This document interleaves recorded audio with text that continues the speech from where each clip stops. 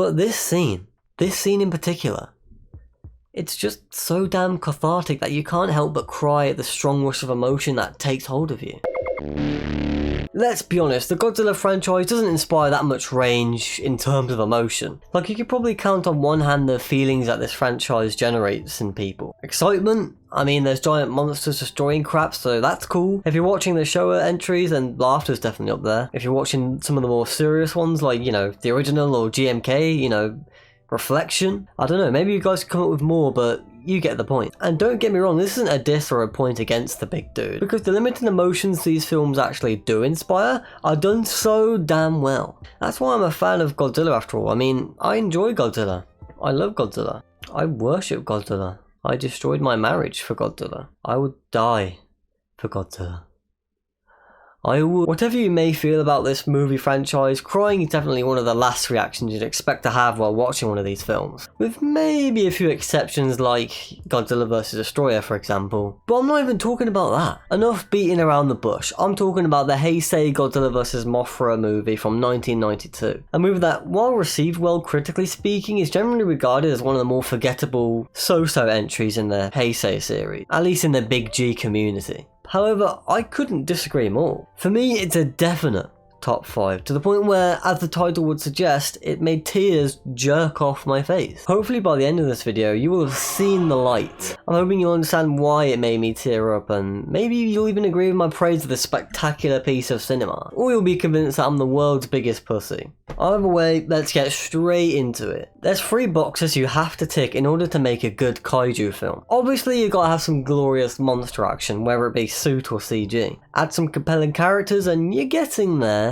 But most importantly, you've got to have a good human story. Sure, the monsters are the main attraction, but you've got to have some quality appetizers and, you know, sweeteners throughout the rest of the running time. I believe Godzilla vs. Mothra nails all 3. For starters, the plot centers around protagonist Takuya Fujito, sorry if I'm pronouncing that wrong, who's essentially a Japanese Indiana Jones, though unlike Jones he actually gets arrested for stealing priceless artifacts from native lands. While imprisoned in Thailand, he gets a visit from an employee from the Maritomo Corporation, who's also accompanied by his ex-wife. You see, they plan to develop the island for public access. You know, make it a huge tourist attraction, because apparently that's what everyone in the Godzilla universe wants to do. However, they notice something odd while scanning the place with satellite imaging. So they want Takuya's help in navigating the island and finding the source of the problem. And so they go to the island and find a massive ass egg just laying there, you know, as you do. Big enough to the point where you'd need a comically large spoon to omelette that mofo. Alongside the egg are the Cosmos, 2 twin fairies who tell the trio about the ancient history regarding Batra and Mothra. To put it really simply, Mothra is neutral good. She wants to protect the Earth and humanity, whilst Batra is more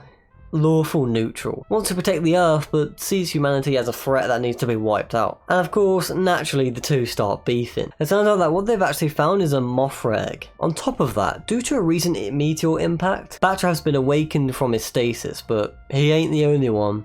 Godzilla also awakens, and as you would assume, this leads to an all-monster triple threat match for the Kaiju Weight Championship belt. A lot of people have compared the plot to the 1964 Godzilla vs. Mothra film, which is fair. I mean, they both have similar themes of corporate greed. They both feature evil CEOs that want to exploit the fairies and the egg, as well as a ragtag group of good Samaritans trying to stop them. However, there's plenty of differences that make the 1992 film stand out and have its own unique identity, which is no better seen than with Takuya. The 1964 movie was pretty black and white with who's good and who's evil, which isn't really as much the case with this film, as Takuya is a straight up douchebag. I mean, we're literally introduced to him stealing cultural artifacts from other countries, and later on he kidnaps the fairies so he can attempt to sell them for profit after they had already been kidnapped by the Maritomo company. Like, these chicks can't catch a break. It's only thanks to his ex-wife and daughter that he manages to get his act together and redeem himself. I really appreciate this angle that director Takao Okawara, again, if that's not how you pronounce it, my bad, I'm not Japanese, but I really appreciate this angle he pursues because it highlights an aspect of greed that we didn't really see in the last rendition, which is how it affects us, the people, and how our own motivations and interests can get in the way of doing the right thing. I think it's this perspective, among other things, that gives this film's plot an edge over the previous G vs. M title, at least in my eyes. But of course, that's all human BS. I mean, who cares about that, right?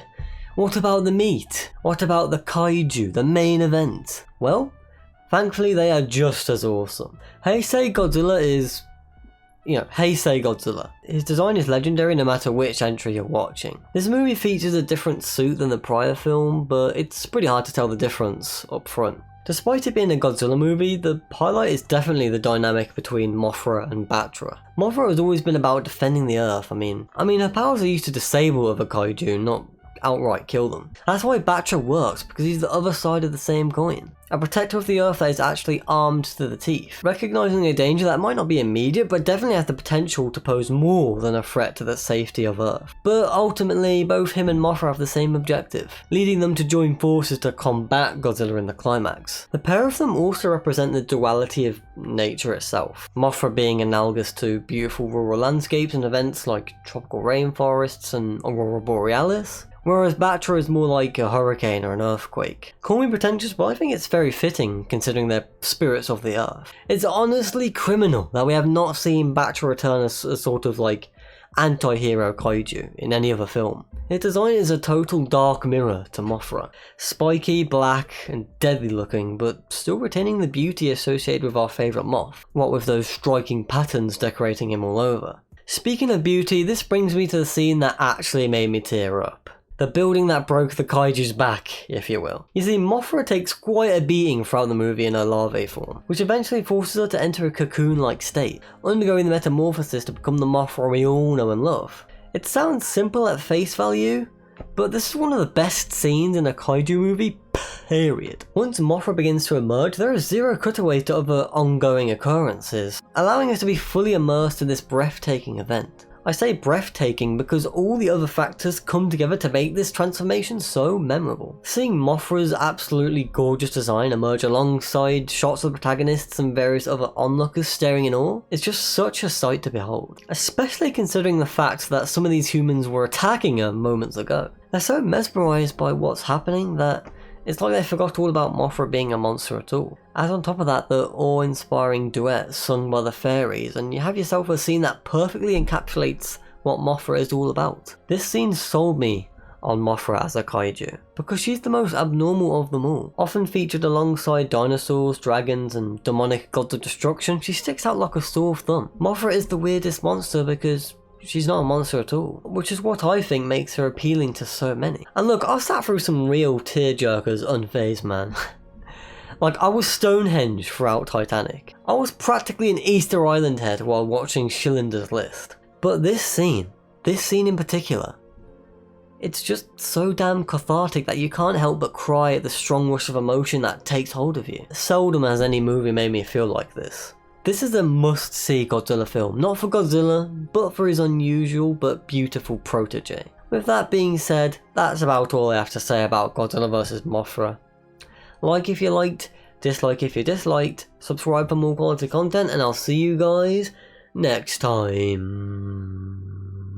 Have some more chicken. Have some more pie. Have some more chicken. Have some more pie. Have some more chicken. Have some more pie. It doesn't matter if it's boiled or fried. Have some more chicken. Have some more pie. Have some more chicken. Have some more pie. Have some more chicken. Have some more pie. It doesn't matter if it's boiled or fried.